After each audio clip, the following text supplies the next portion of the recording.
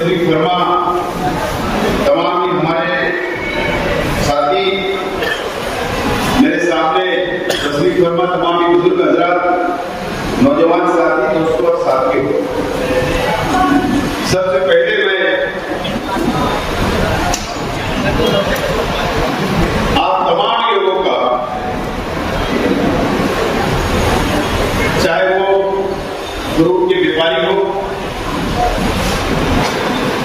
चाहे वो ग्रुप के ऑफर्स हो, फेरी करने वाले, चाहे वो सब्जी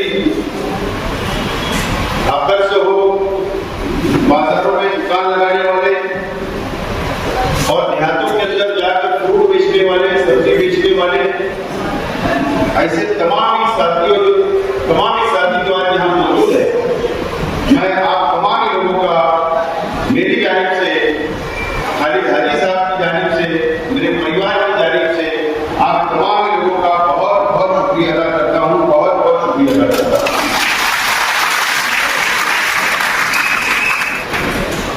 आप लोगों को पता है कि अक्टूबर में महाराष्ट्र असेंबली का चुनाव होने जा रहा है। तारीख का ऐलान महीना सवा महीने के अंदर हो जाएगा, लेकिन हम लोगों ने इलेक्शन की शुरुआत बहुत पहले से हम लोगों ने कर दी है और उसकी वजह कुछ लोग ये बोल रहे थे कि अगर मैं निकला तो कोई खर्चा शुरू हो जाएगा। मैंने सुना था हमारे मुखालिफ लोग महीना डेढ़ महीना पहले उन्होंने इंटरव्यू दिया कि अगर मुझे मैं निकला तो दूसरी पार्टियों का खर्चा शुरू हो जाएगा। लेकिन पता है आपको, शेख आसिफ निकला तो उनका खर्चा शुरू हो।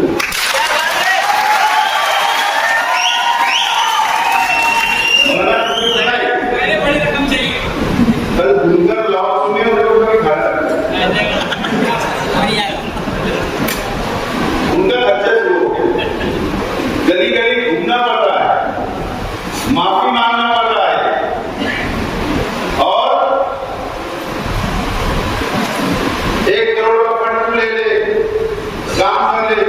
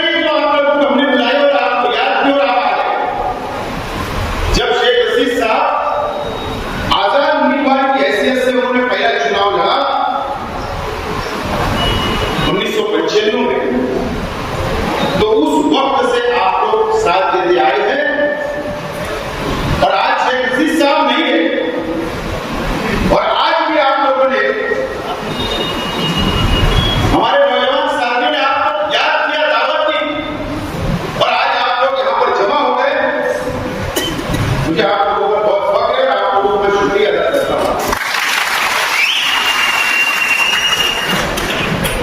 कई मेरे साथियों ने कहा कि आप लोगों को प्रचार करना है, मेहनत करना है, जद्दोजहद करना है। मैं समझता हूं मुझे आप लोगों से कोई अपील करने की जरूरत नहीं है। आप लोग को इतने समझदार है कि उससे कैसे प्रचार करना, कैसे अपनी बात को मनवाना। आप इतने माहिर हो, आप धंधा व्यापार करने वाले थे, आपको गिराइक समझ जाता है कि ये गिराइक मेरा माल लेगा या नहीं लेगा, आप उससे वैसी बात करें। आप जो लोग सौदा करने लगते हैं तो आप भी जो सौदा करता है माल का, तो आप उससे वैसी बात करें। आप गिराइक पहचान लेते हो। मुझे उम्मीद है कि आप लोग ये शहर की आवाम को पहचान कर, ये शहर की आवाम हमारी माँ बहनों को बराबर कन्विंस करेंगे, अपने दोस्तों को कन्विंस करेंगे, अपने साथियों को कन्विंस करेंगे, अपने मोहल्ले के अंदर, अपनी गली के अंदर, अपने रिश्तेदारों के अंदर आप लोग आज से और कल से मेहनत करेंगे। ऐसे मुझे भी आप लोग से उम्मीद है। 5 साल आप लोगों ने देखा हमारे शहर के मेरे साथ का 5 साल आपने देख लिया। आप लोगों ने कुछ महसूस किया होगा कि नांदगांव के अंदर आपके साथ कैसा बर्ताव हुआ, महसूस किया होगा। मनमाड़ के अंदर आपके साथ कैसा बर्ताव किया जाता। छोटे छोटे बाजार जो लगते हैं देहातों के अंदर, जब आप बाजार करने जाते हो तो वहां पर आप लोगों के साथ कैसा बर्ताव हुआ, आप लोग सब जानते हो और समझते हो। या आप हमारे हिंदू भाइयों के इलाकों के अंदर जाते हैं तो पहले के और अभी के बर्ताव के अंदर आप लोगों को महसूस होता होगा कि ये 5 साल के अंदर जो तकलीफ आप लोगों ने उठाई, ये आप जान सकते हैं, हम नहीं जान सकते। और ये बात अपनी सर खाली गाजीनाथ से कहा कि अगर देहातों के अंदर, दूसरे शहरों के अंदर जब आप जाते हैं और कोई मसला आता है तो जरूर आप लोग हमको, हमारे परिवार को, हमारी पार्टी के जिम्मेदारान से आप लोग रब्ता करते हैं। और हमारी भी कोशिश होती है कि हम आप लोगों के मसाइल को हल करने की हम लोग पूरी कोशिश करते हैं। जरूरत पड़ते वहां के एमएलए से बात करते हैं, जरूरत पड़ते वहां के पीआई से बात करते हैं, वहां के जिम्मेदारों से बात करते हैं। लेकिन हम लोग उन लोगों से लड़ाई इसलिए नहीं करते हैं, संघर्ष इसलिए नहीं करते हैं कि अगर हमारी लड़ाई करने से, हमारा सत्य बोलने से, वहां आकर आंदोलन करने से आप लोगों का हमेशा धंधा व्यापार वहां से बंद हो जाएगा, आपकी रोजी खत्म हो जाएगी। इसलिए हम लोग हिम्मत से बात करके मामले को आगे बढ़ाने की कोशिश करें। ये हमें अपनी समझदारी है और ये शहर ने भी देखा और शहर देख रहा। मार्केट कमेटी का आप लोगों का ताल्लुक, मार्केट कमेटी के अंदर आप लोग रोजाना सुबह जाते हो, पहले बात कोई फ्रूट खरीदता है, कोई सब्जी खरीदता है, आप लोगों का रोजाना जाना आना वहां पर है। मुझे एक हमारे साथी ने अपनी फहरिस्त दी है वहां की तकलीफ, क्या आप लोगों को वहां की तकलीफ है, लेकिन आज मुझे वहां यहाँ पर कुछ बोलना नहीं है। लेकिन इतना जरूर याद दिलाना चाहता हूं कि 2 महीना पहले बकरीद के त्योहार, वही प्राइवेट मार्केट के अंदर जहां आपका मार्केट लगता है उसी के बाजू में जानवर का भी मार्केट लगता है। जुमा के दिन हमारे शेतकारी भाई वहां पर जानवर लाकर बेचते हैं।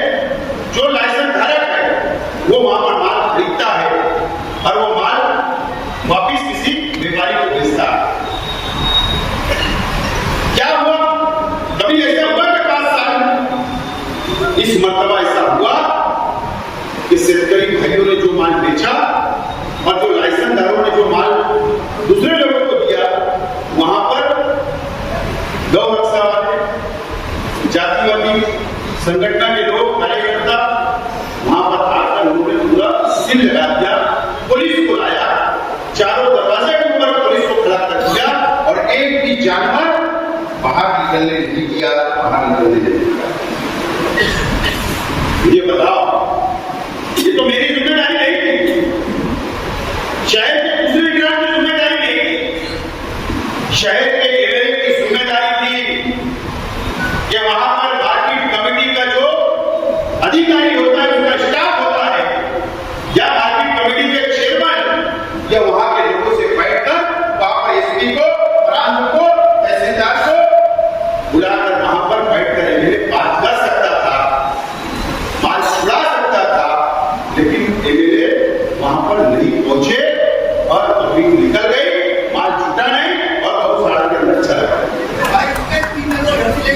क्या कभी आप लोगों ने ऐसा देखा 5 साल में? ऐसे हालात से ये शहर गुजरा, ऐसे हालात से ये शहर गुजर रहा। ये नाकाम मेरे साथ है, मुकम्मल तौर पर नाकाम हो गए। 2 दिन पहले उन्होंने प्रेस कॉन्फ्रेंस की, इतने मजबूर हो गए, इतने लाचार हो गए कि अब उनकी ऑफिस पर भी ये प्रेस कॉन्फ्रेंस नहीं ले सकते, किसी दूसरे के इशारे के ऊपर तीसरी जगह जाकर इनको प्रेस कॉन्फ्रेंस लेना पड़ेगा। उन्होंने कबूल किया कि मैंने मेरे मैनिफेस्टो मैंने पूरा नहीं किया, मैंने कोई काम नहीं किया। ये उन्होंने अपनी जबान से कबूल कर लिया है। इस बात की दलील है कि शहर के एमएलए ने अपनी जबान से ये बात कबूल कर ली कि मैं नाकाम एमएलए हूं।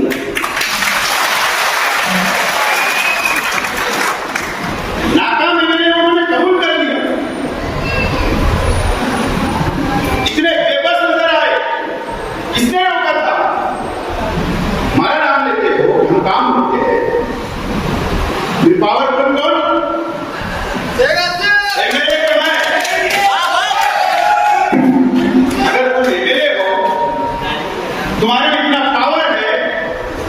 हमने देखा है कि जब वजीर आला एकनाथ शिंदे साहब जब मालेगांव आए तो आप उनकी चप्पल के पास खड़े थे, ये भी हमने देखा।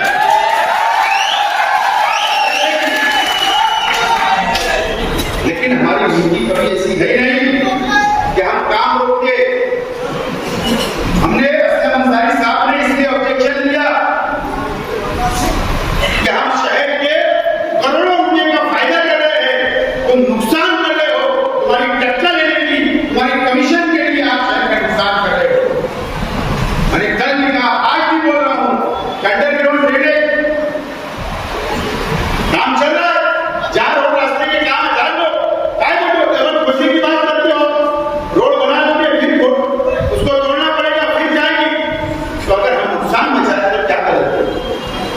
आपको कमीशन लेने की जल्दी हो, कमीशन ना छूट ना जाए, आचार संहिता ना लग जाए, कमीशन लेना डूब ना जाए, इसके लिए आपने प्रेस कॉन्फ्रेंस के अंदर पाखंड किया, पाखंड।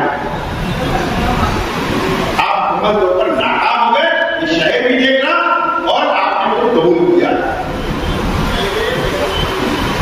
दोस्तों और साथियों, मुझे बताओ, मेरा आपसे सवाल है, 19 का इलेक्शन आप मेरे साथ थे, आपने अपनी आंखों से देखा। 5 साल पहले असेंबली का चुनाव, मुझे बताओ किस नाम से इन्होंने चुनाव लड़ा? किस नाम से चुनाव लड़ा? एनआरसी के नाम पर इन्होंने चुनाव लड़ा। इनके लीडर हैदराबाद से आए, इन्होंने कौमी मिलत की दुआई की, मजहब के नाम पर वोट मांगा, नौजवानों को वर्गाया, उनके जज्बात से खेलने का काम किया, हमारी मां बहनों के जज्बात से खेलने का काम किया गया और झूम कर आ गए। आपने 5 साल ये मजहबी शहर के वोटरों का, यहाँ की आवाम का आपने सौदा किया भारतीय जनता पार्टी से, और पिछले 5 साल सौदा किया।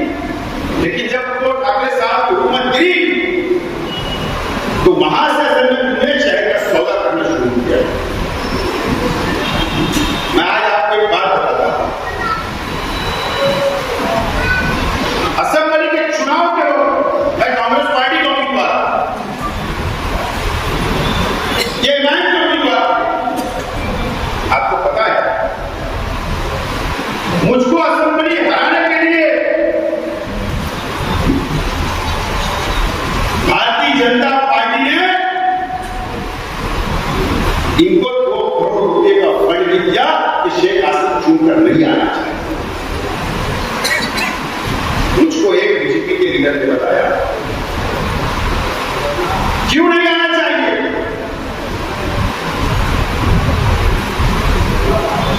आरएसएस ने साजिश रची थी कि शेख आसिफ अब दोबारा असेंबली के अंदर नहीं आना चाहिए। बोले 5 साल इसमें मुसलमानों की आवाज उठाई, कौम के लिए असेंबली के अंदर आवाज उठाई, गौवंश के गौरक्षकों के खिलाफ आवाज उठाई, आरएसएस के खिलाफ आवाज उठाई, साध्वी मरिया सिंह ठाकुर के खिलाफ आवाज उठाई, कर्नल रोहित के खिलाफ आवाज उठाई और मुसलमानों को रिजर्वेशन मांग रहा था। और इसने नाक में दम करके रखा था 5 साल और ये नहीं आना चाहिए।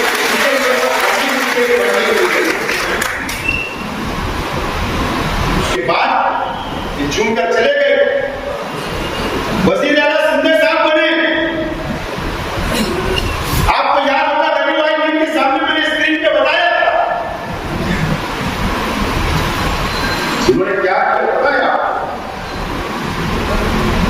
उन्होंने गैर जानीदार रहे। जब एकनाथ शिंदे साहब अक्सर ये साबित करने का वक्त आया तो कांग्रेस पार्टी के एमएलए, राष्ट्रवादी के एमएलए, उद्धव ठाकरे के एमएलए, इन्होंने एकनाथ शिंदे के खिलाफ के वोट की, बीजेपी के खिलाफ के वोट की और ये हाउस के अंदर ही नहीं थे क्योंकि इन्होंने खुद कबूल किया है। ताज रेसिडेंसी जो फ्लावर के अंदर 5 स्टार होटल है उसके बाहर मीडिया के साथ सामने उन्होंने इंटरव्यू दिया कि मैं इसके लिए वजीर आला से मिलने आया हूं क्योंकि गलत समझ नहीं हो जाना, मैं जा रहा हूं बुलंद पर, मैं जा रहा हूं हज पर। और दूसरे दिन अक्सरियत थी, वोट देना था, यह असेंबली हाउस छोड़कर भाग गए और बीजेपी और शिवसेना से मैनेज हो गए। उस वक्त इन्होंने पहला सदा इस शहर का और यहाँ की कौम का मुसलमानों का किया। उसके बाद चुनाव आए राज्यसभा का, एमएलसी का, उसी वक्त ये दोनों में चुनाव चल रहे। बताया इमरान प्रताप खरीदर चुनकर महाराष्ट्र के एमएलए ने कांग्रेस पार्टी के लोगों ने राज्यसभा में भेजा। उस वक्त भी इन्होंने एकनाथ शिंदे की पार्टी शिवसेना के खासदार को वोट दिया। जब भी करोड़ों की डीलिंग हुई, जब भी शहर का सौदा किया गया, उसी वक्त एमएलसी के चुनाव हुए, उस वक्त भी करोड़ों की डीलिंग हुई, उस वक्त भी इन्होंने कौम का सौदा किया। और अभी 12 जुलाई, अभी ये महीने में कंप्लीट नहीं हुआ जुलाई का, 4 जुलाई को नतीजे आए। पार्लियामेंट के चुनाव के नतीजे 4 जुलाई को आए। हम लोगों ने 1,98,000 वोट देकर सुबह बच्चा को पार्लियामेंट में भेजा और हमारा मकसद था कि भारतीय जनता पार्टी की सरकार मरकज से गिर जाना चाहिए, नहीं आना चाहिए। 10 साल हमको सताया गया, काले कानून मुसलमानों के खिलाफ बनाए गए। हम लोगों ने एक प्लेटफॉर्म पर ये शहर का आया, एक भीख मांगने वाले ने भी भीख के खिलाफ वोट किया, 1 करोड़पति शहर के उसने भी वोट किया, एक नौजवान लड़की ने भी दी, एक पूरी मां ने भी दी, एक नौजवान ने भी दिया, एक बुजुर्ग ने भी दिया। हमने सब लोगों ने मिलकर वोट किया कि बीजेपी की सरकार नहीं बनना चाहिए। नतीजे आए, 4 जुलाई को आए, बीजेपी की हुकूमत बन गई। 8 दिन के बाद 11 एमएलसी के चुनाव आए, एमएलए वोट देते हैं उसमें। इन्होंने उस वक्त भी सौदा किया, इन्होंने कांग्रेस, राष्ट्रवादी या उद्धव ठाकरे की पार्टी को वोट नहीं दिया, इन्होंने बीजेपी शिंदे को वोट दिया। उस वक्त भी करोड़ों की डीलिंग हुई और इन्होंने उस वक्त भी कौम का सौदा। मेरा निशाना इतना सही जगह पर जाकर बैठा है दोस्तों। मैं कभी कभी उल्टी बात करता हूं, बात समझ में। मैं तो चाहता ना वो हुआ,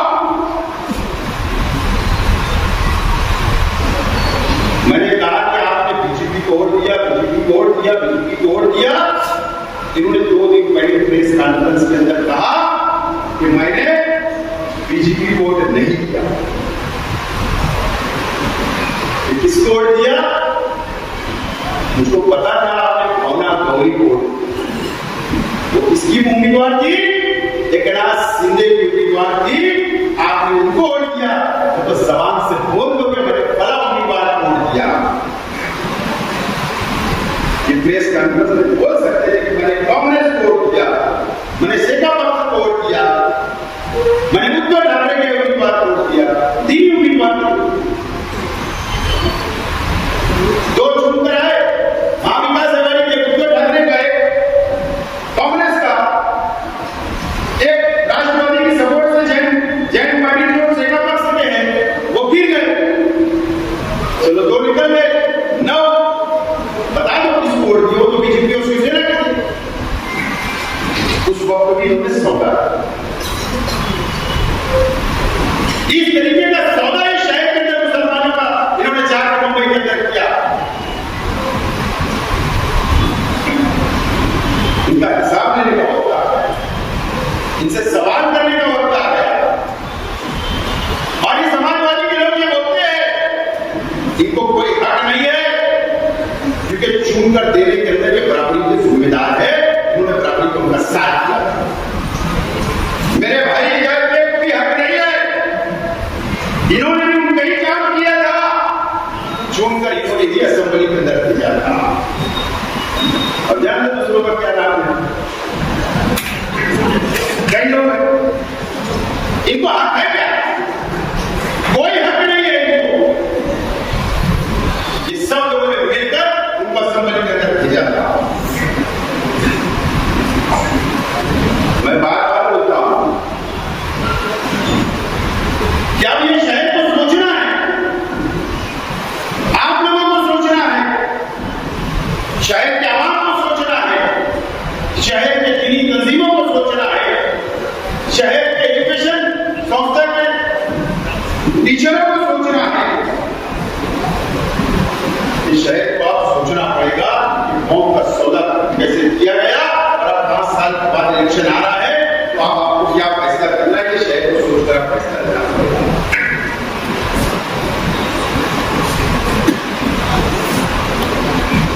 आप लोग तो मेहनत करते हो, मजदूरी करते हो, गाड़ी जोड़ते हो,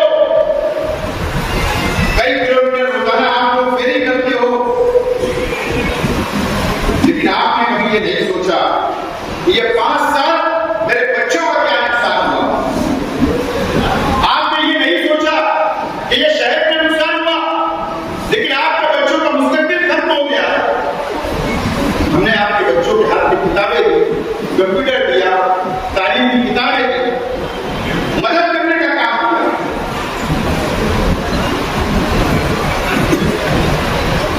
आप लोगों को भी सोचना है। शेख रशीद साहब आज इस दुनिया में नहीं है, और हम शेख रशीद साहब के बिना इलेक्शन लड़ रहे हैं। आपकी जिम्मेदारी है, हमारी जिम्मेदारी है कि ये इलेक्शन हमारे लिए बहुत अहमियत का इलेक्शन है। मैं अगर हिम्मत कर रहा हूं, उम्मीदवारी कर रहा हूं, तो आप लोगों के भरोसे, आप लोगों की ताकत के बलबूते के ऊपर हुई है।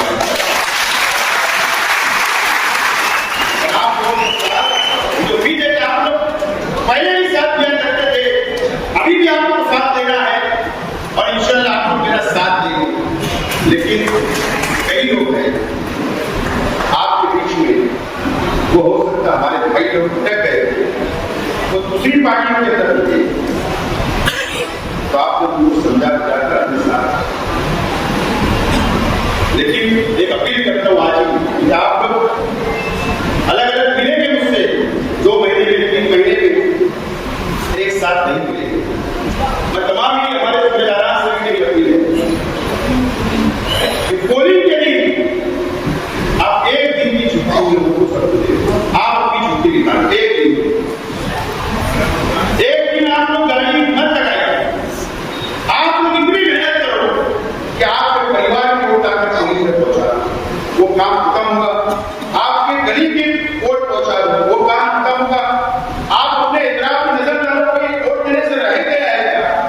उनकी ओर पहुंचाओ, फिर अपने वक्त निकाल कर अपने दोस्तों से फोन पर शहर में बात कर लो, नहीं दियो तो और दिन वहां से जाओ।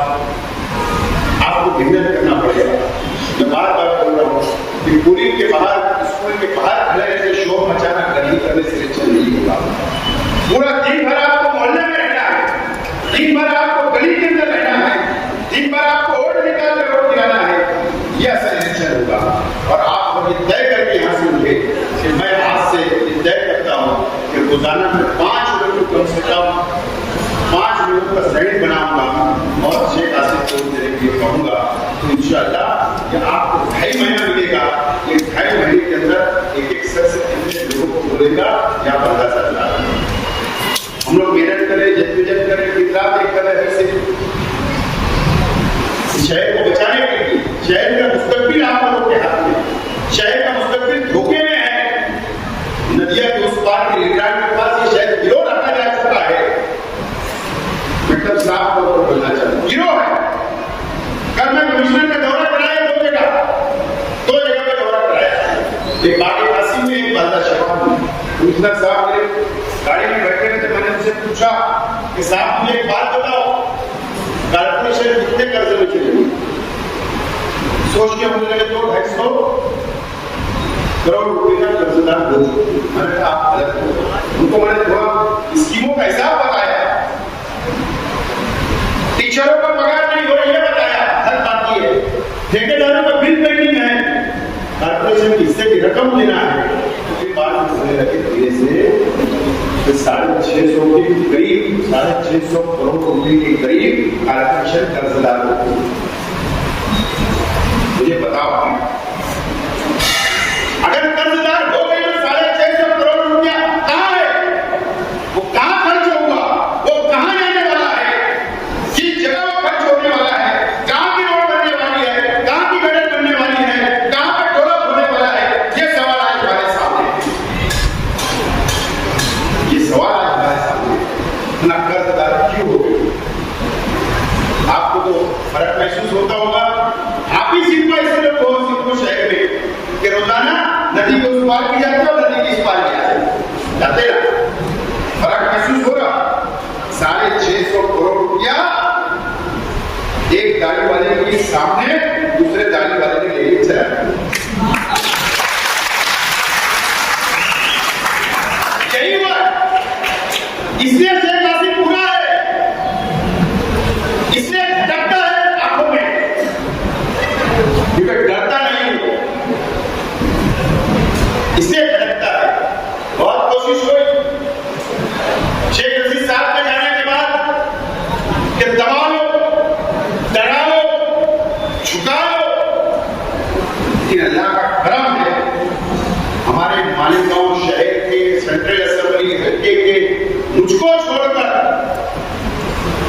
तमाम लोग लीडरान कर चुके हैं, झुक चुके हैं, बिक चुके हैं। लेकिन अल्लाह का करम है, शेख रशीद साहब ने मुझको सिखाया है कि किसी के सामने झुकना नहीं, किसी के साथ किसी से डरना नहीं, किसी से दबना नहीं, सिर्फ अल्लाह के सामने झुकना है और अल्लाह से डरना।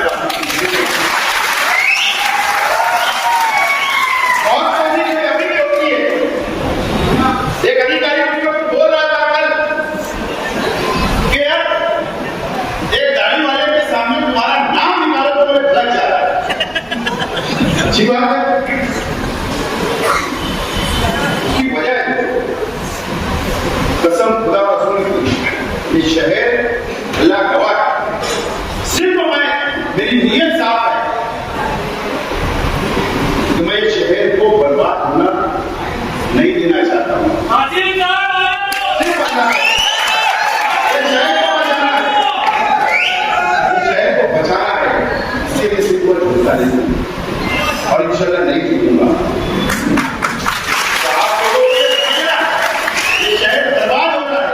इस शहर को बचा के लिए, शहर को बचाने के लिए, आपके बच्चों को मुस्तकबिल संवारने के लिए, झोपड़पट्टियों के मसाइल को हल करने के लिए आज भी हमको अफसोस होता है। ऐसा नहीं है, अगर मुजाफरत में क्या काम नजर नहीं आते तो हमको अफसोस होता है, लेकिन किसकी जिम्मेदारी थी 2 साल से शहर के एमएलए की भी, जो कमिश्नर के पास बैठकर वो जो 650 करोड़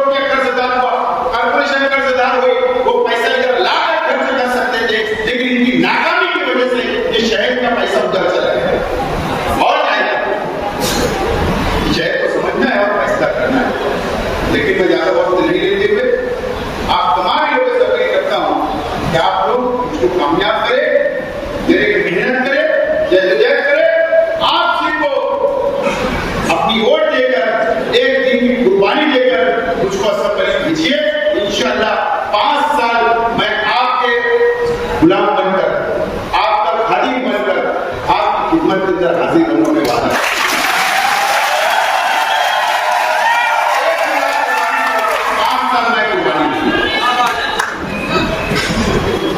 वादा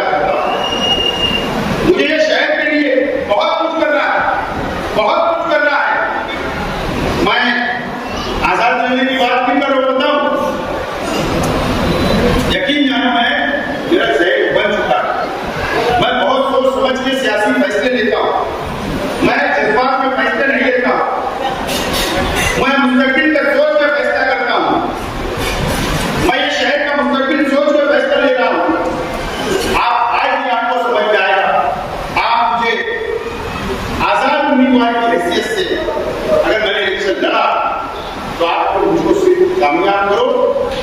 दूसरा दिन होगा, क्या बोल रहा हूं, ये रास्ता असम्बली का मुंबई जरूर जाता है, लेकिन दूसरा दिन होगा कि नई प्रवास हम लोग शुरू करेंगे और ये महाराष्ट्र में तैयार होगा और ये राज्य का नाम महाराष्ट्र लेगा। एक ऐसा मेरे आपने शुरू कर दिया जो महाराष्ट्र की नुमाइंदगी कर रहा है।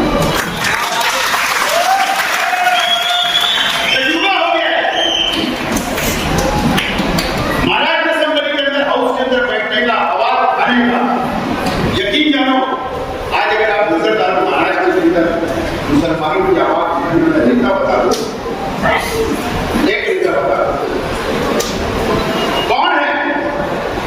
5 साल लावारिस रहा है, पूरा महाराष्ट्र कोई आवाज उठाने वाला नहीं था। ये तमाम बातें आपको सोचो, समझो, फैसला करो, लेकिन एक मतलब मुझे मौका दो। इंशाअल्लाह मैं 5 साल वादा करता हूं और आपको कितनी बड़ी तादाद में यहाँ